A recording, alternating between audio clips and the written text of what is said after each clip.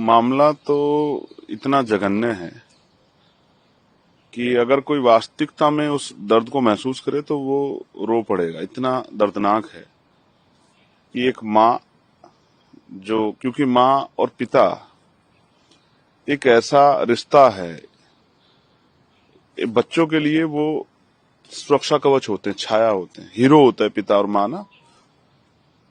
वो उनके लिए कुछ भी कर सकते हैं। बेटा पिता से कोई डिमांड कर देता और पिता उसको पूरी कर देते हैं। कहां से करते हैं, कैसे करते हैं? अपना जूता नहीं खरीदते, जरूरत के समय में अपनी जैकेट नहीं खरीदते और आवश्यकता सामान नहीं खरीदते, नहीं करते हैं।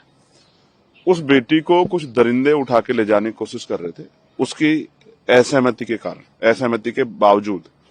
तो एक माँ ने, जैसा हमेशा होता है भारत की संस्कृति में कि माँ अपनी बच्चों की रक्षा के लिए आगे आती, माँ आगे आई और मुकाबला जब करने लगी तो उन दरिंदों ने उस माँ को धारदार हथियारों से उनका सर कुचल दिया। उस बेटी को वो अगवा करके ले गए और उस माँ को जो है उसकी निर्मम हत्या कर दी। सभ्य समाज में किसी भी जाति धर्म के लोग हों, चाहे वो मेरठ के हों, उत्तर प्रदेश के हों, देश के जिन लोगों ने देखा, जिनके घर में बेटियां, उन सारी माओं को तकलीफ हुई होगी कि इस तरह का जघन्य अपराध की कोई किसी भी तरह से जो है उससे सहमति उस पर दर्ज नहीं करा सकता है। हर माँ को, हर पिता को, हर भाई को चिंता हुई होगी कल उसकी बहन के साथ ना हो जाए, कल उसकी बहन के सम्मान के साथ ये ना हो जाए।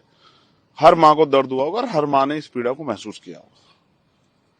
मैं उस परिवार से, क्योंकि मैं बाहर था, मेरी परिवार से बात हुई, मेरे कहने के बावजूद उन्होंने अंतिम संस्कार किया। मैंने उन्हें कहा कि आपकी जो तकलीफ है आपके दिल में, बेटी बरामद नहीं हुई, उसको हम लोग कराएंगे, लड़ाई लड़ेंगे।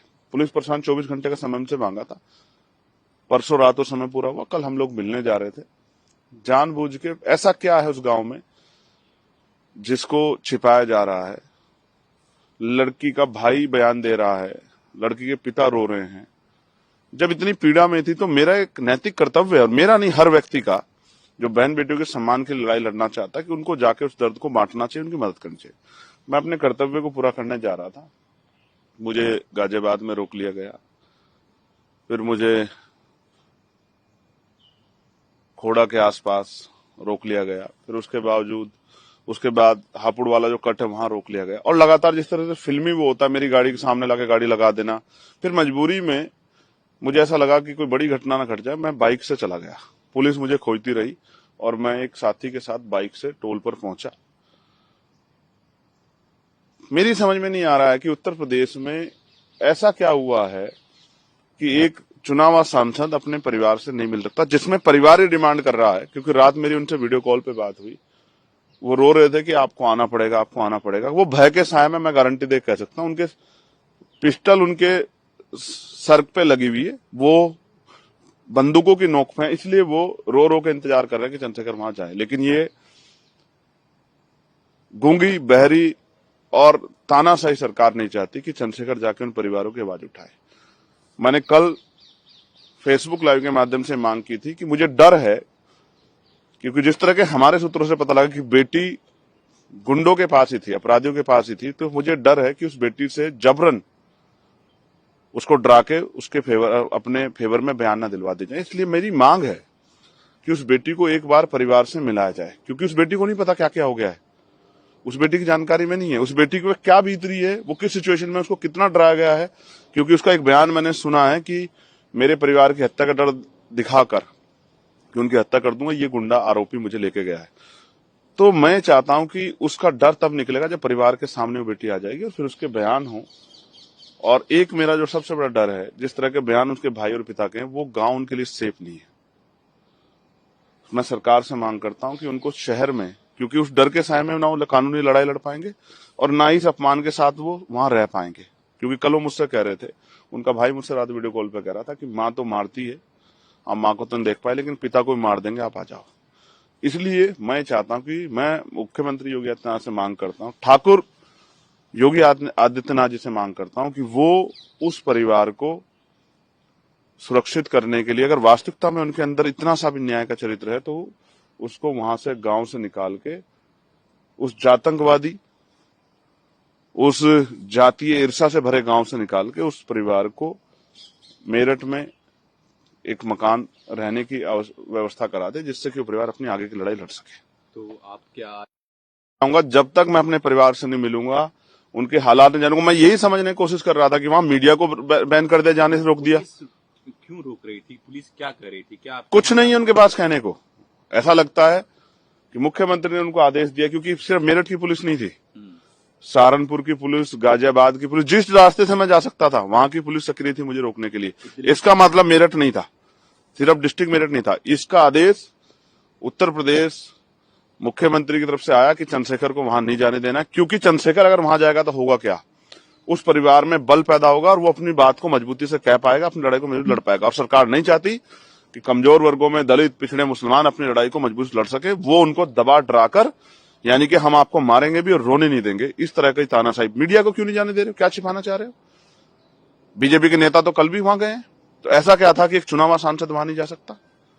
उसका कारण मात्र ये था कि चंद्रशेखर जाएगा तो उस परिवार में बल पैदा होगा, उनमें बल पैदा ना हो और वो तड़प तड़प के वहीं मरे, डरे, वो अपनी बात ना कह पाए। इसलिए, क्योंकि जब मैं उनसे वीडियो कॉल बात कर रहा हूं, उनके चारों तरफ पुलिस खड़ी है, वो क्या कह पाएंगे अपनी बात को? अब समझिए हालात क्या। वो मेरे साथ 2 मिनट बैठ के अपनी बात कहते, मैं उनकी बात को सुन के मीडिया के सामने अपनी बात को रखता, प्रशांत सवाल करता। इसलिए मैंने कल भी मांग की थी अधिकारियों से कि उस परिवार की सुरक्षा सुनिश्चित की जाए, और मैं पुनः मांग कर रहा हूं। वो परिवार वहां सुरक्षित नहीं है, उस परिवार को वहां से निकालकर शहर में कहीं जो है उचित रहने की व्यवस्था कराई जाए, उनको मकान दिया जाए, आवास दिया जाए और उनको सुरक्षा दी जाए। जब तक ये नहीं होगा तो न्याय नहीं हो सकता। और अगर ऐसा नहीं होता तो मैं डंके की चोट पर कहता हूं कि इस प्रदेश में दलितों, पिछड़ों, मुसलमानों के लिए जो हालात हैं वो पलायन जैसे हैं और उनकी सुरक्षा किसी के भरोसे नहीं है। मुख्यमंत्री कहते थे हर चौराहे पे अगर कोई बेटी को छेड़ेगा तो यमराज बैठा, यमराज नहीं बैठा।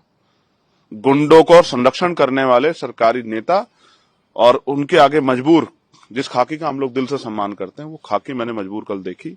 उनके पास शब्द नहीं थे ये बयां करने के लिए कि एक चुनाव सांसद अपने परिवार से क्यों नहीं मिल सकता। ऐसी घटनाएं यूपी में ज्यादा देखने को मिलती है और जब कोई मेंबर ऑफ पार्लियामेंट जाना चाहते हैं, हमने देखा राहुल गांधी को भी रोका गया था, एसपी के सांसदों को भी रोका गया था, आपको भी रोका गया है, तो क्यों रोकती है? देखिए, हम कानून को मानने वाले लोग हैं। मैं चाहता तो मैं सीधा गांव में भी जा सकता था, लेकिन कोई लॉ एंड ऑर्डर की सिचुएशन ना हो, इसलिए हम लोग पुलिस की जानकारी में सर चीजें देखे जा रहे हैं कि पुलिस व्यवस्था करे। कल को इस तरह की सिचुएशन आए कि हमने गैर जिम्मेदारी दिखाई, हम संवैधानिक पदों पे हैं, लेकिन आतंकवाद इतना हावी है उत्तर प्रदेश में। मैं कौसाम्बी गया, पाल समाज की बच्ची के साथ जब अन्याय हुआ था तो मुझे वहां नहीं जाने दिया गया। ये इस बात का पुख्ता सबूत है कि जब दलितों, पिछड़ों, मुसलमानों पे जुर्म जाति अन्याय होगा। बिजनौर में क्या हुआ? वाल्मीकि है, वाल्मीकि कह कह के किस तरह से जो है जूता मारा गया अभी 2 दिन पहले।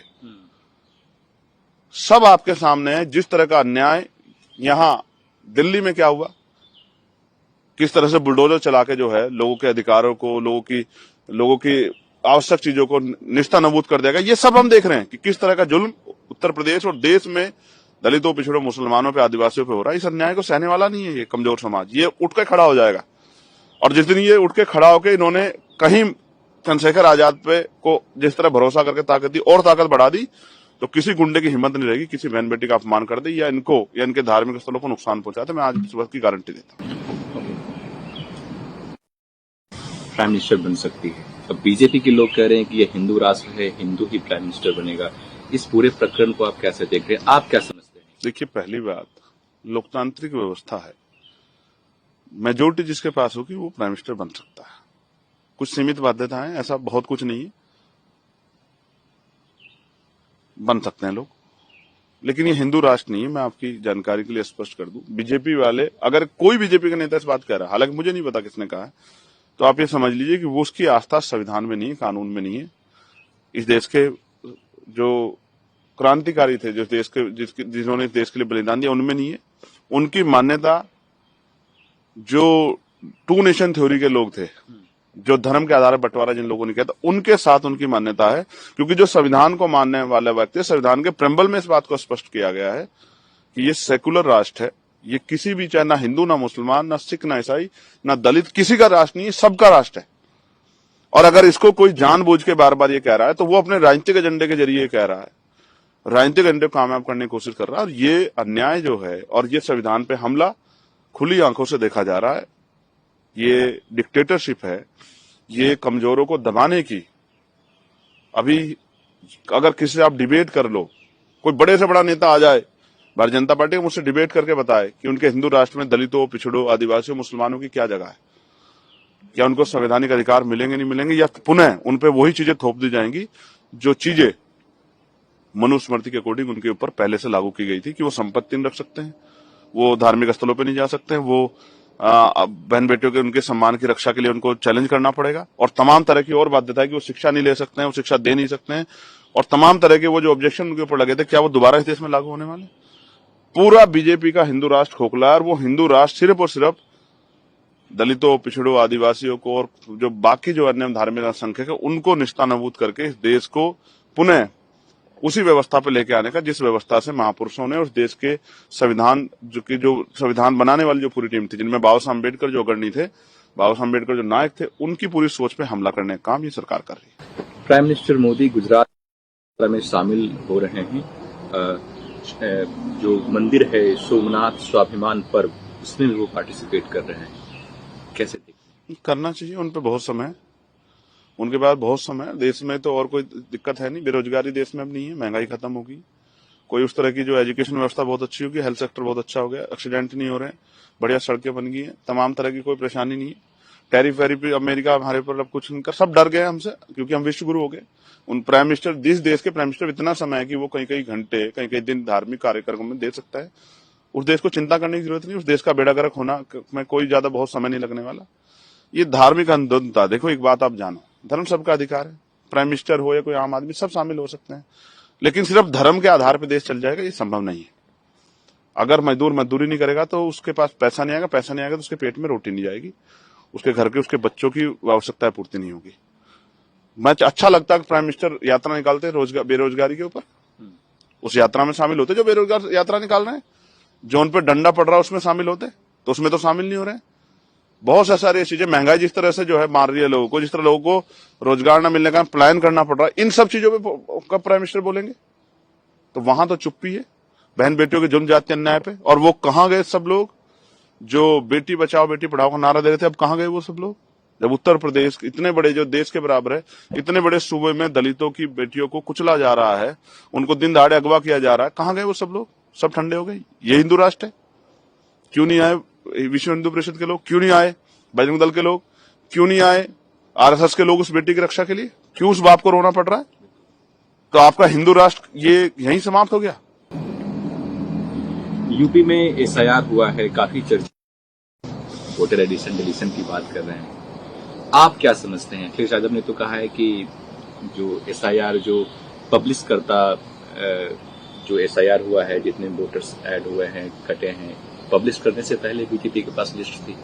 देखिए, मैं एक चीज आपको कहना चाहता हूं, जितना हम सिस्टम को समझ सकते हैं और जितना संवैधानिक व्यवस्था में हम समझे, यूपी एडमिनिस्ट्रेशन मुख्यमंत्री जी के अंडर में काम करता है और मुख्यमंत्री जो चाहेंगे वो करेगा, क्योंकि उनको नौकरी करनी, तनख्वाह लेनी। जो नहीं मानेगा उसका वेतन रोक दिया जाएगा, उसको सस्पेंड कर जाएगा, उसकी पोस्टिंग छीन ली जाएगी। तो बीजेपी जिस तरह से चुनाव को मॉडिफाई कर सकती है अपने फेवर में, जिस भी तरह के बदलाव करेंगे, जैसे मुख्यमंत्री ने कहा जिन सीटों पे 10,000 से कम अंतर से आ रहे हैं उन पे मेरी निगाह है, और आप देखो बहुत सारे ऐसे जिले हैं जहां 10,000 के अंतर से आ रहे हैं, वहां 10,000 से ज्यादा 20,000 वोट कट गया है, और कटने वाला किनका? दलितों, पिछड़ों, मुसलमानों का, आदिवासियों का। तो आप ये समझो, चिन्हित करके जो जातियां इनको वोट नहीं दे रही उनका वोट काटा जा रहा है। ये गुंडागर्दी चलेगी नहीं, बहुत समय हम लोग लड़ेंगे, हम लोग सड़क पे भी लड़ रहे हैं, हमारे जो कार्यकर्ता हैं, बूथ रक्षक है, वो भी लड़ रहे हैं, और हम इस लड़ाई को जारी रखेंगे, हम इस लड़ाई को कमजोर नहीं पड़ने देंगे।